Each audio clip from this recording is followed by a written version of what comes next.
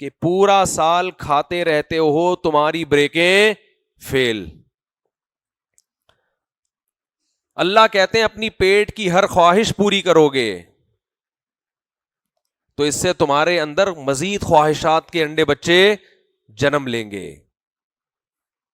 انسان کو سب سے زیادہ محبوب چیز بھوک کے وقت کھانا ہوتا ہے اور پیاس کے وقت پینا. اگر اللہ ہر خواہش چھڑواتے تو یہ حکم مشکل ہو جاتا. اللہ نے حکم دیا کہ خواہشات پہ کنٹرول کرنا سیکھو گے, خواہشات کا دائرہ محدود کرو گے تو تمہارے دلوں میں سکون پیدا ہوگا. جن لوگوں کی ہر خواہش پوری ہوتی ہے نا, ان میں خواہش کبھی پوری نہ ہو تو برداشت کی قوت رہتی نہیں ہے, اس سے وہ اسٹریس میں ڈپریشن میں جاتے ہیں.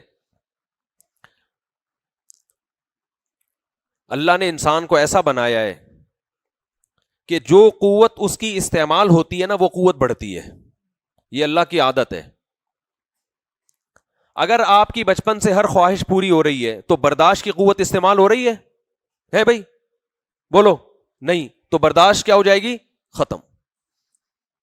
اگر بچپن میں ہر خواہش پوری نہیں ہوتی, کچھ پوری ہو رہی ہیں کچھ, اگر کوئی بھی خواہش پوری نہیں ہو تو پھر نفس بغاوت کرتا ہے, سمجھ رہے ہیں نا, پھر بھی خطرناک ہے, پھر انسان معاشرے سے باغی ہو جاتا ہے, وہ بھی خطرناک.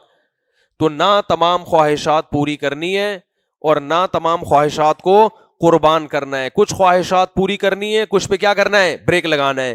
اب کون سی پوری کرنی ہے, کن خواہشات پہ بریک لگانا ہے, یہ فیصلہ ہم نے خود نہیں کرنا. یہ چارٹ جو ہے نا اللہ نے ہمیں پہلے سے بنا کے دیا ہوا ہے. یہ اسلام کے پاس آپشن ہے, اسلام کے علاوہ کسی اور کے پاس یہ پیکیج نہیں ہے.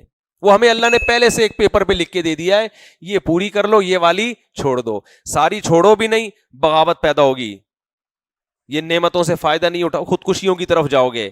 اور ساری پوری بھی نہیں کرنی, اس سے تمہیں خوشیاں نہیں ملیں گی, تمہارا نفس پھول کے کپا ہو جائے گا, اس میں اتنا کولیسٹرول پیدا ہوگا کہ یہ ڈپریشن سے مر جائے گا. یہ تو اس لیے اللہ نے حکم دیا میں تمہیں ایک پیکج دے رہا ہوں, یہ والی پوری کر لو, یہ والی چھوڑ دو, تو بیلنس رہتا ہے انسان. جب آپ اپنی خواہشات کو لگام دیتے ہیں, روکتے ہیں, آپ میں برداشت کی قوت پیدا ہوتی ہے. ہوتے ہوتے ہوتے ہوتے وہ قوت اتنی اسٹرانگ ہو جاتی ہے کہ کسی وقت آپ کی کوئی بڑی خواہش بھی اگر پوری نہ ہو تو آپ پہلے سے اس غم کو برداشت کرنے کے لیے تیار ہوتے ہیں. ورنہ انسان ایسا بن جاتا ہے کہ اس میں برداشت کی صلاحیت ہی ختم ہو جاتی ہے. اور ایک وقت انسان کی زندگی میں برداشت کرتے کرتے ایسا آتا ہے, اتنا پاورفل ہوتا ہے کہ وہ غم پروف بن جاتا ہے. جیسے یعقوب علیہ السلام, ساری زندگی غموں میں گزری مگر ایک حرف بھی اللہ کا زبان سے شکایت کا نہیں آیا, اللہ کے بارے میں ایک حرف بھی نہیں آیا. تو ہمیں اپنی خواہشات پہ کنٹرول کرنا ہے. اس لیے نبی صلی اللہ علیہ وسلم نے اپنی خواہشات پہ کنٹرولنگ کا جو سب سے بہتر طریقہ بتایا وہ روزہ بتایا ہے. الصوم جنہ, فرمایا روزہ ڈھال ہے, روکتا ہے آپ کو. میں لوگوں سے کہتا ہوں جن سے گناہ نہیں چھوٹ رہے, روزے رکھنے کا اپنے آپ کو عادی بناؤ, دیکھو کیسے گناہ نہیں چھوٹیں گے. ہر وقت کھاتا ہے, ہر وقت زبان کی لذت ہے. دیکھو نا, صبح ناشتہ کر کے نکلیں گے آفس میں جا کے, پھر چائے, پھر 2 بسکٹ, پھر 1 گھنٹے بعد ان کو کچھ چاہیے. کوئی نسوار ڈال رہا ہے, کوئی پان رکھ رہا ہے, کوئی سونف کھا رہا ہے. ابے تمیز سے بیٹھ جاؤ تھوڑی دیر یار.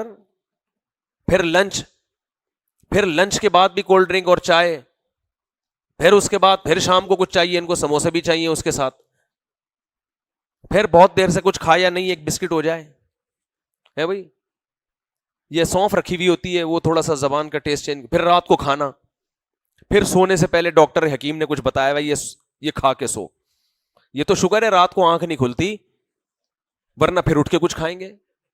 تو جو خواہشات کا اتنا غلام بن چکا ہو, جس کمبخت سے 4-5 گھنٹے صبر نہ ہوتا ہو, وہ شریعت پہ کیسے چلے گا؟ وہ حقوق کیسے, حقوق اپنے اور اللہ کے اور مخلوق کے حقوق,